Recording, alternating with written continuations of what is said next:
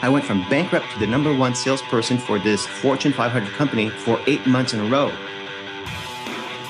And that's when I realized, well, there's got to be something to this copywriting thing. Hey, podcast listener, you're about to discover insider tips, tricks, and secrets to making more sales and converting more prospects into customers with email marketing. For more information about the Email Marketing Podcast or the Autoresponder Guide, go to dropdeadcopy.com/podcast.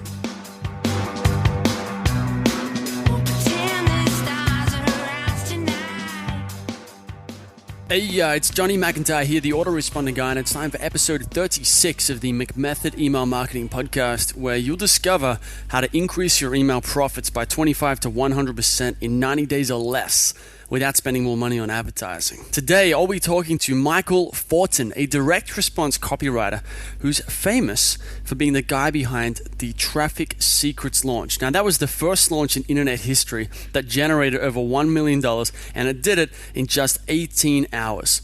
So Michel Fortin, my guest today, he wrote the sales letter for that launch. So when it comes to what makes people buy online, this guy knows how to do it properly. He's a pro. Today, you'll discover not one, but two formulas that Michel uses when he writes a sales letter, when he writes Blockbuster copy, and you're going to be able to go away and you're going to be able to apply this instantly to get better results with your own copy. Michel's been doing this for 20 years and he's got a ton of experience. So this is going to be a fantastic episode. To get the show notes for this episode of the Email Marketing Podcast, go to themcmethod.com/36. Now I've got two 5-star reviews on the iTunes store today. The first one is from Nolan J. Fisher from Australia. 5 stars. This is Email Marketing Gold. This podcast and email marketing autoresponder info presented by John is awesome.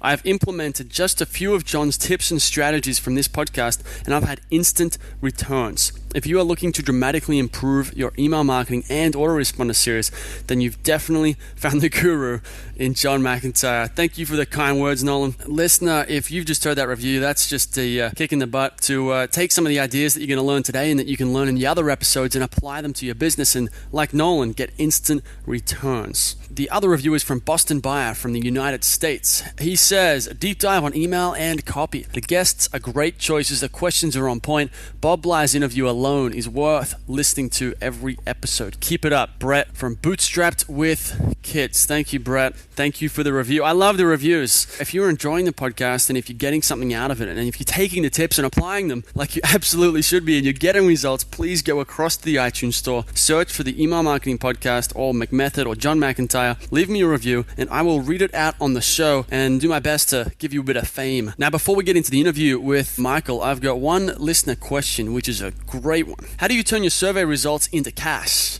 Well, let me show you. Suppose you had a survey and someone said, I wanted to lose 10 pounds by Christmas. Then your headline becomes, lose 10 pounds by Christmas with this free report with my 90-day program. And the opening becomes, if you want to lose 10 pounds by Christmas, this may be the most important letter you've ever read. And the call to action, on the sales letter in the email becomes, if you want to lose 10 pounds by Christmas, click the link below and get started today. Now, that example, it's not a perfect example, but I did it to illustrate a point that you take survey responses and you're looking for phrases and words that people use to describe their problems. So you want to understand, how are they thinking about their own problem? Do they call it belly fat? Do they call it flab? Do they call it being obese? Because you want to use the same words. So then when you write emails and sales copy and headlines and all this stuff, it's going to sound like you're talking directly to them because you are literally speaking their language. So great copywriting is not about having all the tricks and all sorts of stuff like that. It's not about being the absolute best at writing copy. It's about being the best at understanding your prospects and how they're describing their problems. So you take your survey results and you find a way to use the exact survey results in your copy. That's pretty much it. If you got responses in your survey about problems that your market has, then it's like create a product for each problem and then start sending people to those pages. So you're using the survey to get the key phrases that people use to describe their problems, and also just to find out what problems they have so you can create content and products and videos and all sorts of stuff that's going to help them overcome those problems. Plus, you'll also find out what your objections are if you ask about it. Maybe you need more proof. Maybe people don't believe that you can deliver on what you're offering. Maybe they think it's too fast. Maybe they think they can't get the results in that time. There's all sorts of reasons. You can find all this out with survey. But the main thing is this idea that you take their words out of their mouth, out of their brain, and you put them on your sales letter and in your emails. That's how you ultimately, in my opinion, turn survey results into cash. Okay, that's it for now. Let's get into the interview, the podcast with Michel Fortin. It's John McIntyre here, the autoresponder guy. I'm here with Michel Fortin, a direct response copywriter and marketing consultant who's been doing this online marketing thing and the offline stuff as well for 20 years. He's been on the internet since 1992. He's seen a lot of stuff, especially around email marketing, copywriting, direct response stuff, all things to do with selling more and engaging with people. So this is going to be really interesting. Today we're going to talk about two formulas that Michel uses to basically sell more. There's one of them is the Quest formula and one of them is the Oath formula. It's going to be pretty cool. I'm excited about this one. So we'll get into that in just a minute. Michel, how are you going today? I'm doing well. How are you, John? I'm fantastic. Now, before we talk about these formulas, give us a quick background on how you got into marketing, or just tell us a bit about who is Michel Fortin and what do you do? Sure. Here's the very short version of it. Basically, I went into sales because I had this tremendous fear of rejection. It's one of the things that I had growing up. And I thought, well, what better way is there to fight the fear of rejection than going into sales? So I decided to go into sales and I realized that I was getting rejected all the time and I wasn't doing much in commission. I actually had to go broke. I declared bankruptcy at a very young age. One day I decided, maybe I should just write letters to people and they will call me. Rather than having the door slam in my face, I can just write letters. They'll call me to set up an interview or set up a presentation. That way I know that they're already interested in the product that I'm going to sell. At that time, it was insurance. I just stumbled on this thing called copywriting. I wrote lead generation sales letters. I started to have presentations booked and I became the number one. I went from bankrupt to the number one salesperson for this Fortune 500 company for 8 months in a row. And that's when I realized, well, there's got to be something to this copywriting thing. So I decided to go more into copywriting in sales, became a marketing consultant. I really never labeled myself as a copywriter. I labeled myself as a marketing consultant, quote unquote, but I did copy and I was primarily my thrust. Over time, I worked for a company that then was looking at this internet thing. It was brand new. In those days, it wasn't really big. 92, 93, they were mostly what they call shopping malls or online malls. And I was just creating copy I thought it was just an electronic version of the Yellow Pages. So I thought people are looking you up. And if they look you up online, there you are. And I wanted to make sure there was a free offer and there was a good copy. But what happened is over time, more and more companies, more and more clients were hiring me to write copy. And then one day, a gentleman by the name of John Reese in 2004, it's almost 10 years now, my gosh, asked me to write a sales letter for a product called Traffic Secrets. And we made $1 million in one day, but he calls it the famous $1 million day. Now, I don't really consider myself as a fantastic copywriter, a great copywriter. I think I'm an okay or a good copywriter, but I'm more well known for that event simply because it's sort of like the Roger Bannister of online copy, I guess you can say, because I broke the 4-minute mile, so to speak. I became the first person to write copy that sold $1 million in one day. And it's been broken and many, many, many times by a lot of top copywriters out there. But that's what made me more or less famous. This is where I am today. I guess I write copy for a lot of online marketers, online businesses in various niches now, from the weight loss to stock market to golfing. This is what I am. Okay, nice. So let's go straight into these formulas then. Give us a bit of a background on what are these two formulas and why you think they're important. It's interesting that you asked me that because what happened was in the course of my career, I wanted to sort of add to my resume the fact that I actually taught marketing at a local college and they hired me to actually teach marketing and e-commerce. There was nothing like copywriting, although there was a course that I taught called professional selling. And I was trying to teach to my students the concept of writing copy. And it was really hard for me to actually make them understand various steps in the process. And I thought, okay, well, we have at least some formulas that have been around for the longest time. The AIDA formula, attention, interest, desire, and action. That's pretty much more so well known. Yeah, it's a classic. But try to apply that to a sales letter. Now, I know that AIDA can be applied to a display ad, can be applied to a commercial, but there was not enough for me to teach that to a student body on how to apply that to a sales letter. Whether it's a video sales letter or an email autoresponder sales letter, I'm going to come up with a formula so that they can remember it by. And I'm a big fan of mnemonics, like a guidepost on where you put specific copy points and the way that the sales letter flows. So I come up with this formula called Quest. And I love it because it's like, think of it as you're going on a quest or climbing a mountain, so to speak. Quest stands for qualify, understand, educate, stimulate, and transition. So qualify is basically when they hit your sales letter, they should know, they should understand instantly that this is for them. That's what means by qualified. They really should understand that they are in the audience that is specifically targeted for this sales letter. And you have to do that as efficiently as possible, even if it's just to create a curiosity. That's actually the whole point, is that if they're curious enough to open the email or curious enough to go to visit this website or read the sales letter by reading a headline, they know that they're qualified somehow, some way. U is understand, which is basically to use empathy, talk about the problem, make sure that you know that they know, you understand their situation, that you apply a lot of empathy. And empathy is actually one of the key components of great copy. I tell that to people all the time. It's probably one of the most important things. In fact, when I do a lot of my own research before I land into new industries, I try to either buy the product or interview a lot of clients. Sometimes my best copy is actually given to me by actual clients. This is a little bit of a tangent, but a trick that I teach a lot of copywriters is call and interview successful clients or clients that have bought the product and prod them to the point where they're actually selling you on the product. You know, the emotions come out, the description of their previous problem, and now that has been solved with the benefits of the product. And then you get the interviews transcribed, you practically got your copy written for you. So that's just a bit of a tip, but that's what I do. And I want to have enough empathy that people can get that the moment they read the copy. Educate is that once you've created that empathy, once you've created that connection with the audience, they understand the problem, they understand that you understand their problem.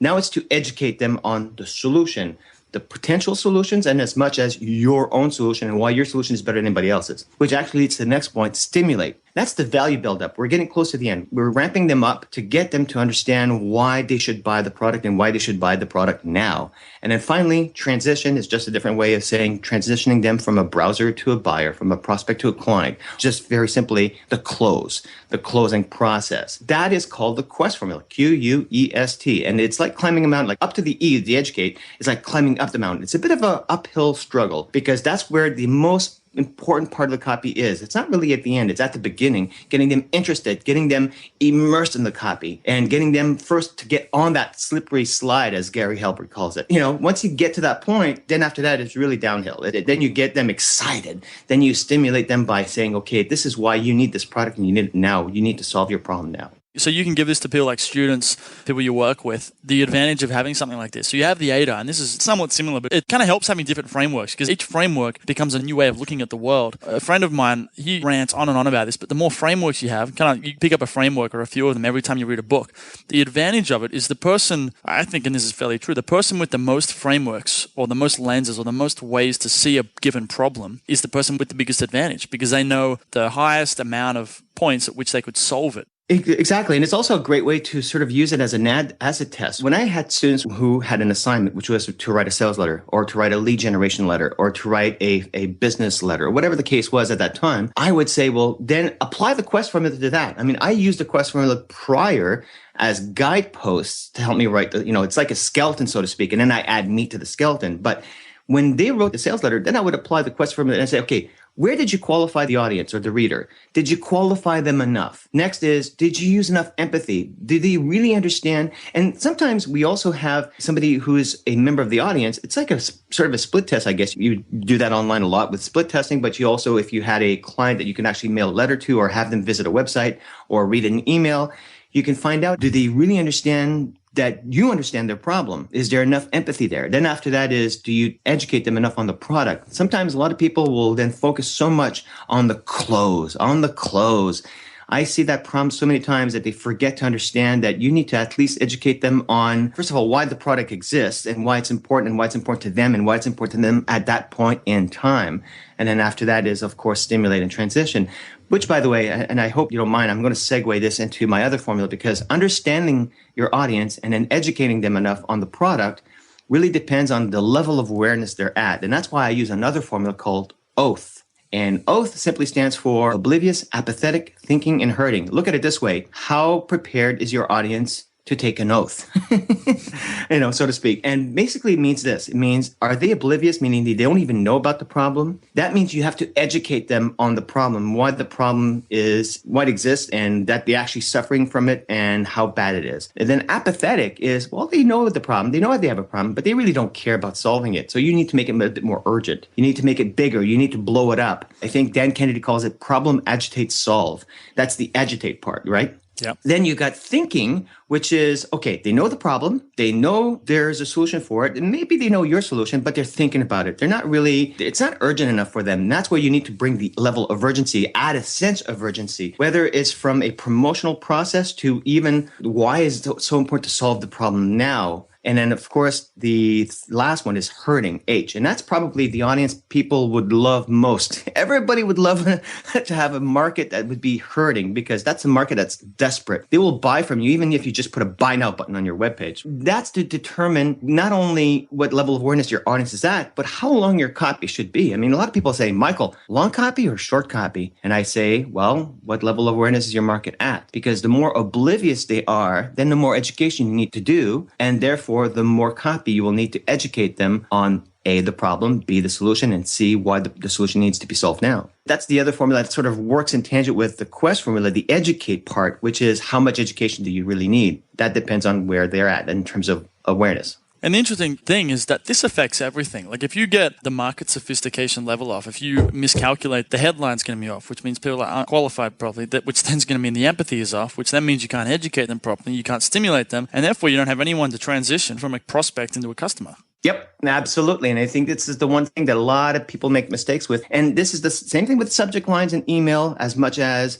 the headline of a sales letter and the very first few slides on a video sales letter. And when we talk about the AIDA formula, we talk about attention, grabbing their attention. That's okay, grabbing their attention.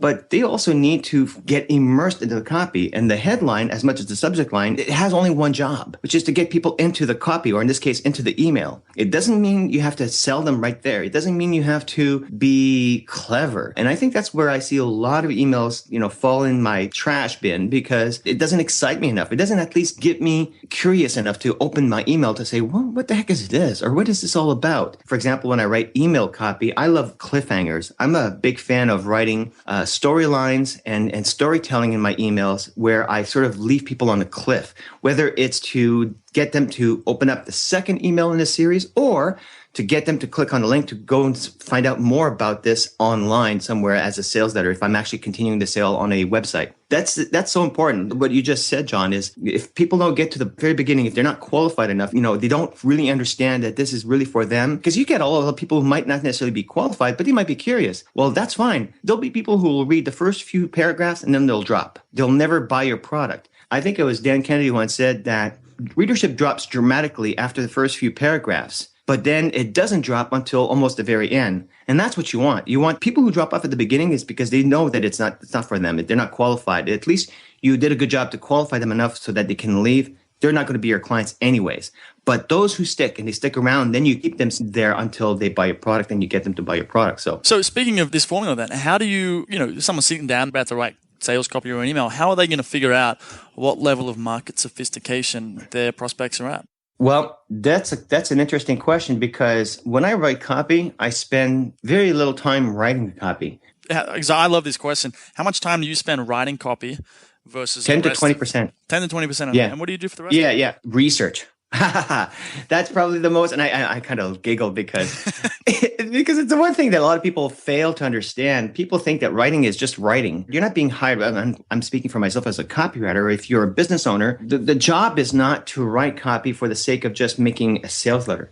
Your job is to have all these components to connect with your audience, that there's some kind of connection there. They fully understand that there is something in there for them. And the way to do that is to spend a lot of time researching a market. I have, for example, on my copywriting services website, I own a copywriting agency called The Success Doctor, and we have a questionnaire that has over 25 questions. We dig deep. We ask questions like, for example, what are the 6 most common misconceptions about your product? Or what are the 6 ways that clients tend to confuse you with your competitors? What are the 6 biggest features of your product and their related benefits? What are the 6 most common questions people ask about your product and the answers that you offer? Give me also maybe your 6 best customers. And I talked about this at the beginning of the call is I love interviewing clients. I love calling them up, recording the call with their permission, of course, and getting that call transcribed because they literally can sell the product for me. It's a really cool way to sort of dig deeper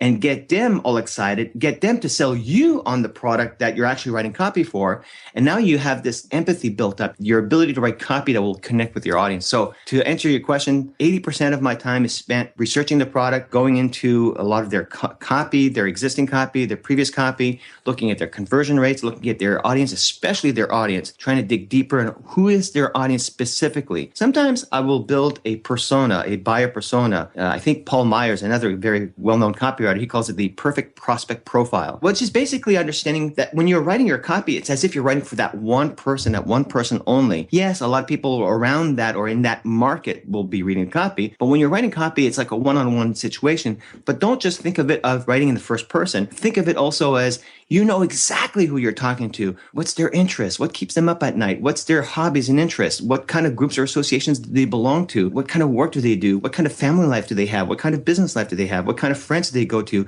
What kind of watering hole do they frequent? And all those things are so important because then when you fully grasp who your audience truly is, then you can become, and this is probably the best key to writing good copy, is their best friend. Another very well-known copywriter, Brian Keith Voiles, who said that when you write copy and people land on your copy, they have to sort of take you as if you are a blessing in their life at that point. You are a blessing. You're there to provide a service or a product that's going to truly transform, change their lives, or be a solution to a problem that they're suffering from. So you need to look at as being a blessing. And in order to do that, you really, truly need to understand your audience.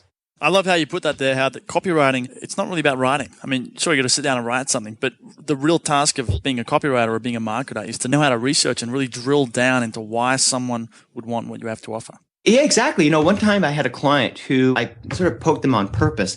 I had a hard time writing a copy. They've given me a lot of information. They know their product. They know their audience best. I didn't get enough information. So I sort of played a little, I guess you could say stupid. I said, you know what? I can't really sell your product. What else can we say, or what can you tell me about your product? Or I sort of played the devil's advocate, so to speak. And then they came back with this, I can't believe you're saying that because this product will do this and that and the other. And my audience will love this because of this. This is why it's so valuable because people in my competitors will charge that. And I said, great. That's exactly what I wanted. And that's what really copywriting is. It's truly about having a connection with your audience and then making that connection in writing. That's it. Once you connect with your audience, if people truly understand why you exist and why you exist in their lives at this point, they also understand not only the product that you offer, the benefits of your offer, but why they have a problem that needs to be solved only by your product at that point in time. That requires that relationship, that connection. Sometimes you can't do that necessarily, for example, in an email. You can do it for a series of emails. Some people have email marketing campaigns that are various emails at a point in time where they actually take the people through the quest formula in various emails, or you can do that in one single email. But the point is, it's all about the connection. It's not about the writing. Yeah, it's not about the writing at all. Well, we're right on time right now, but one thing I wanted to touch on before we go is this, jumping back to kind of almost the beginning, the quest formula. This issue of qualifying, can you give me a few examples? When you say qualify and how you do it obviously you're talking about the start of a sales letter. How do you qualify someone? How do you write sales letters that qualify the people you want from the people you don't? Well, the qualification process can be done at various elements of the copy. Primarily should be done at the beginning, of course, when people read. If not, if they're curious enough, you need to at least qualify them early on enough so that you don't waste their time and they read the whole sales letter and never really buy. Of course, if they leave early, that means you're never meant to buy in the first place, which is sort of what you want. But here's what I mean, though. When you read it in a headline, you can create curiosity, but you can also do it in a pre-headline. You can do it in a sub-headline. You can do it in the deck copy. You can do it in the lead copy. The lead copy is usually the very beginning or the initial point that you talk about in the first few paragraphs of your copy. But here's just an example, and this is a very simplistic example. In my very early career as a copywriter, I specialized primarily in hair transplant doctors. It's because one of my first clients was a hair transplant surgeon. His ads at that time was very bland, dumb, boring headlines. And he still got some good conversions out of his headlines, but still it could be a lot better. And his headlines were something like this: do you have hair loss? And that's fine. And I said to him, I said, The problem with this, and we're talking about qualifying here, the Q, I said, a lot of people might have hair loss. They might read your ad. And if they read your ad because they have hair loss, but they're not really interested in doing something about it, they're going to read your ad for no reason. They're never going to buy it. They're never going to call you and set up an appointment with you for a consultation. If you really want people to set up a consultation, you need to not only qualify, in this case, the demographics, meaning mostly men who have hair loss, especially men who are either single or men who have been recently divorced, or those things that we find out more about our audience that we talked about in Oath. The second is you want to hit the psychographics. People who, or men in this case, who want to do something about their hair loss. They're looking at improving their image, whatever the case is. So all we did is we tweaked the headline. We did this in a test, and this is one of the very few first ads that I've done with this one client that made some dramatic results. All we did is we added suffering instead of do you. So rather than saying, do you have hair loss? We changed it to suffering from hair loss, ? So not only are we targeting men who have hair loss, but we're also targeting men who want to do something about their hair loss.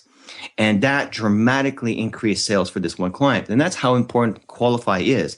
Do you absolutely need to do that in the headline? No. It has to be done early enough. You have to be efficient with the way you use that qualification process. However, you can do it in the pre-headline, the headline, mostly in the headline, and headlines are really good at doing that. Sometimes you will have a headline that will only speak to a very specific audience in the headline, or only people in that particular audience will understand what the headline means. Everybody else probably wouldn't really understand it, or at least wouldn't grasp the emotional element of it. So you can do that with headline, or you can do it with the deck copy or the first few paragraphs of your copy.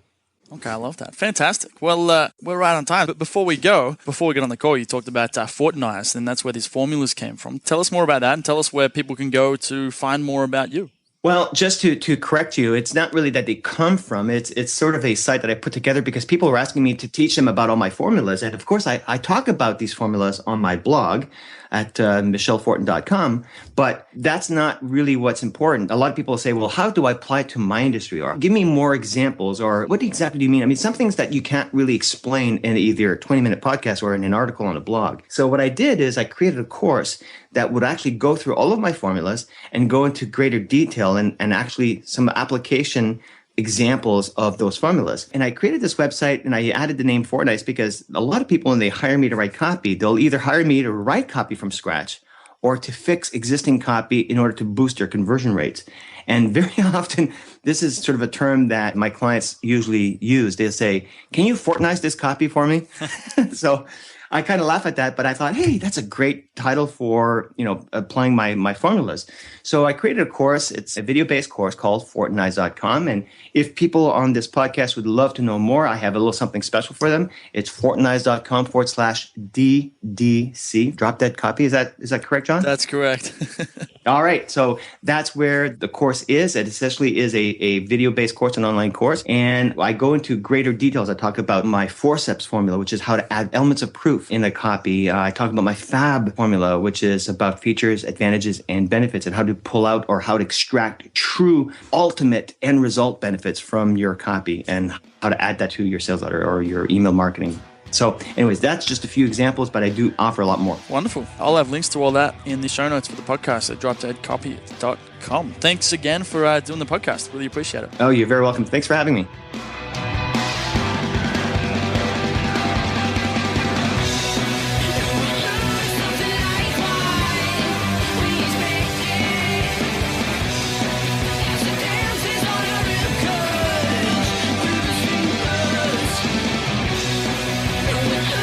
Hey everybody, thanks for listening. If you want to discover more insider tips, tricks, and secrets about driving sales with email marketing, sign up for daily email tips from the autoresponder guide. Go to dropdeadcopy.com/podcast. Sign up, confirm your email address, and I'll send you daily emails on how to improve your email marketing and make more sales via email. You'll find out why open rates don't matter and the 7-letter word that underlies all effective marketing and much more.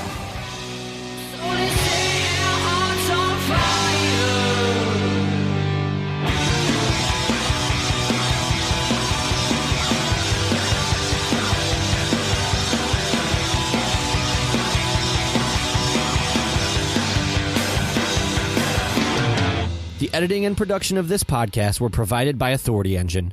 Learn more at authorityengine.com.